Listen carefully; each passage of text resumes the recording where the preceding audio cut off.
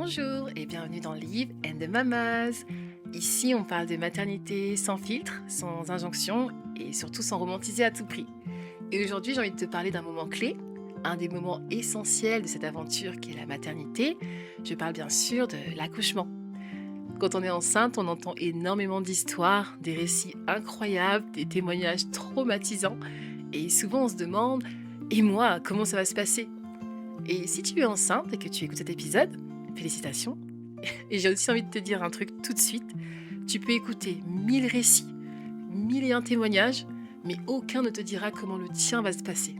Parce que l'accouchement, c'est pas un scénario, et c'est pas un film. Personne ne peut répondre à cette question à ta place, parce que chaque accouchement est différent. D'ailleurs, tu sais que plus de 80% des femmes disent après coup que leur accouchement ne s'est pas du tout déroulé comme elles avaient imaginé. Alors pendant que tu écoutes cet épisode, je t'invite à te poser cette question, tranquillement, et à me laisser ta réponse en commentaire. Quand tu penses à ton accouchement, qu'est-ce qui te vient en premier? Une image? Une peur? Une attente?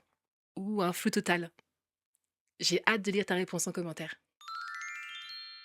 On va commencer par enlever un poids énorme. L'accouchement n'est pas un examen. Et ce n'est pas une performance ou une preuve de force, ni de courage, ni de féminité. Tu n'es pas plus mère parce que tu accouches sans péridurale et tu n'es pas moins mère parce que tu accouches par césarienne. Dans beaucoup de pays occidentaux, entre 20 et 30% des accouchements se font par césarienne. Et pourtant, on continue à valoriser un seul modèle d'accouchement comme si c'était le bon. Et ça crée énormément de pression. Alors laisse-moi te poser une question honnêtement. Est-ce que tu as déjà eu l'impression qu'il y avait une bonne façon d'accoucher? Et si oui, qui te l'a mise en tête? Parce que accoucher, ce n'est pas réussir quelque chose, c'est traverser quelque chose. Et une fois qu'on a dit ça, une fois qu'on a enlevé cette idée de performance, il y a une autre vérité essentielle à poser. On entend souvent des phrases comme moi ça s'est passé comme ça, pour moi ça a été horrible et pour moi ça a été magique. Ces récits sont importants, ils comptent, mais quand on est enceinte, ils peuvent aussi devenir très lourds à porter. Parce qu'à force d'entendre toutes ces histoires, on finit parfois par croire qu'il existe une norme, une bonne façon d'accoucher. La réalité, c'est que deux femmes différentes, deux corps différents, deux histoires différentes ne vivront jamais la même chose. Même dans un même hôpital, même avec la même équipe et même avec le même suivi. Il y a des accouchements qui sont très rapides, d'autres qui sont très longs, des accouchements qui sont fluides et d'autres qui viennent beaucoup trop tôt, et d'autres qui sont aussi chaotiques. Les études montrent que ce qui influence le plus le vécu émotionnel de l'accouchement, ce n'est pas la durée, ni la douleur seule, ni même le type d'intervention, c'est le sentiment d'avoir été écouté, respecté et informé.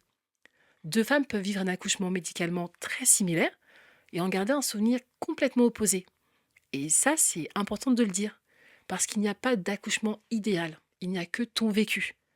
Et quand on comprend ça, forcément, une autre question arrive. Car on parle souvent et énormément de préparation à l'accouchement. Parfois, comme s'il fallait tout savoir, tout anticiper et tout maîtriser. Mais je vais être très claire avec toi. La préparation ne sert pas à contrôler l'accouchement.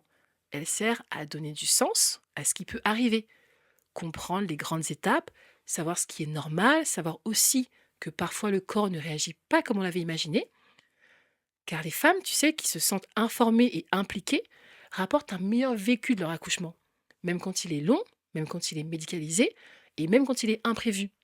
La préparation, ça aide surtout à réduire la peur de l'inconnu.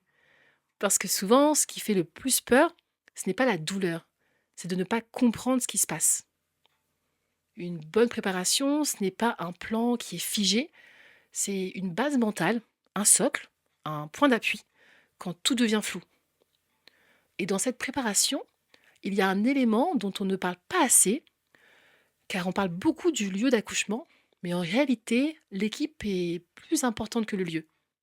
Parce que pendant l'accouchement, tu es vulnérable, fatigué et parfois submergé, tu as faim, et la façon dont on te parle, dont on t'explique ce qui se passe, dont on te regarde, tout ça peut complètement transformer ton vécu. Se sentir en sécurité émotionnelle, ce n'est pas un luxe, hein. C'est une condition qui est essentielle. Les recherches montrent que la qualité de la relation avec l'équipe soignante fait partie des premiers facteurs d'un vécu positif. Mais même quand tout est bien préparé, parfois ça ne se passe pas comme prévu. Transfert, urgence, changement d'équipe, autre hôpital. Et ça aussi, c'est l'accouchement réel. Et là, j'ai envie de faire une petite pause parce que j'ai envie de te parler de moi, pas comme une experte, pas comme quelqu'un qui sait mieux que les autres, mais comme une femme qui est passée par là il y a quelques petits mois. Avant d'accoucher, j'ai énormément, mais énormément regardé Baby Boom. Vraiment beaucoup, beaucoup. Et à chaque épisode, je pleurais. Je pleurais parce que je voyais des femmes dans un moment d'une intensité folle. Et je pleurais aussi parce que je voyais la peur, la douleur, mais aussi la joie, le soulagement et la fierté. Je voyais vraiment de tout. Des accouchements par voie basse, des césariennes, des accouchements très rapides et d'autres interminables. Et autour de moi, c'était exactement la même chose. Des femmes qui avaient poussé pendant des heures, d'autres pendant quelques minutes, des bébés prématurés et des bébés nés bien après terme. Bref, j'étais entourée d'un vrai panaché d'histoires. Et tout ça, ça m'a nourrie, sans que je réalise vraiment qu'un jour, ce serait mon tour. Et quand ça a été mon tour, j'ai été très surprise, parce que j'ai adoré mon accouchement. Je ne pensais pas du tout dire ça un jour, je ne pensais même pas être capable de ça. À un moment, j'étais fatiguée, j'étais épuisée mentalement, physiquement. Je n'avais pas mangé depuis presque 48 heures, je n'en pouvais plus et vraiment, j'ai cru que j'allais mourir. Et puis, j'ai touché la tête de mon bébé. Et là, il s'est passé quelque chose, une force incroyable est sortie de moi, un truc presque animal, instinctif, une énergie que je ne soupçonnais pas du tout. Et j'ai lâché le mental, j'ai lâché la peur, j'ai lâché le contrôle. Et l'accouchement est devenu plus fluide. Ce moment m'a profondément marqué parce qu'il m'a montré une puissance que je n'avais jamais vraiment ressentie avant. Si je te partage ça, ce n'est pas pour dire que ça se passera comme ça pour toi. C'est pour dire que plein de vécus sont possibles et que selon qui on est, selon notre histoire, selon d'où on vient, l'expérience peut être très différente. C'est vraiment important d'en parler parce que ce que vivent les femmes issues de l'immigration ou des minorités pendant l'accouchement n'est pas une impression isolée. C'est une réalité et c'est documenté. Beaucoup de femmes racontent qu'elles ont été moins écoutées, moins crues sur leur douleur, plus souvent interrompues ou confrontées à des gestes médicaux sans explication claire. Il y a aussi le poids des stéréotypes, des idées reçues sur la douleur, sur la résistance, sur la façon dont certaines femmes devraient réagir. Certaines femmes racontent également qu'on minimise leur souffrance, d'autres qu'on leur parle plus sèchement, ou qu'on décide pour elles sans vraiment leur demander leur avis. Et quand on est déjà dans un moment aussi vulnérable que l'accouchement, ça peut laisser des traces profondes. Ce n'est pas une question de sensibilité et ce n'est pas dans la tête. C'est une réalité vécue par beaucoup de femmes issues de l'immigration racisée et perçues comme différentes. En parler, ce n'est pas accuser les soignants, ce n'est pas opposer les expériences, c'est juste reconnaître que toutes les femmes ne vivent pas l'accouchement dans les mêmes conditions et que se sentir légitime, se sentir écoutée, respectée, ça change absolument tout. Peu importe comment ton accouchement se passe et va se passer, par voie basse, par césarienne, qu'il soit rapide, long, médicalisé ou non, mais j'ai surtout envie de m'adresser à toi. Si en ce moment tu as peur de la douleur, de ne pas y arriver, peur de te dire mais comment est-ce que mon corps va réussir à sortir un bébé entier? Si tu te poses cette question-là, laisse-moi te dire quelque chose de très important. Ton corps sait. Même si ton mental doute, même si tu as peur, même si tu ne comprends pas encore comment, le corps des femmes n'est pas fragile. Il est ancien, intelligent et programmé pour ça. La femme est une créature dotée de super pouvoirs. Alors, pas de super pouvoirs spectaculaires comme dans les films, mais des super pouvoirs profonds et instinctifs.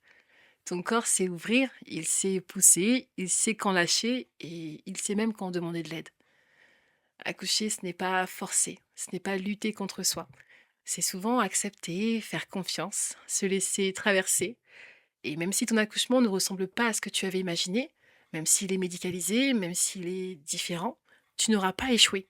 Tu auras fait exactement ce qu'il fallait faire à ce moment-là. Tu es capable de bien plus que ce que tu imagines aujourd'hui. Et si en ce moment tu doutes, si tu as peur, si tu te sens toute petite face à ce moment qui arrive, rappelle-toi ceci. Des millions de femmes avant toi ont ressenti exactement la même chose. Et elles ont traversé. Toi aussi, tu traverseras. Merci d'avoir pris ce temps avec moi dans Live and Mamas. Si cet épisode t'a parlé, partage-le à une femme enceinte autour de toi.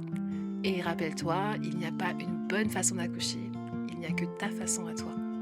À bientôt!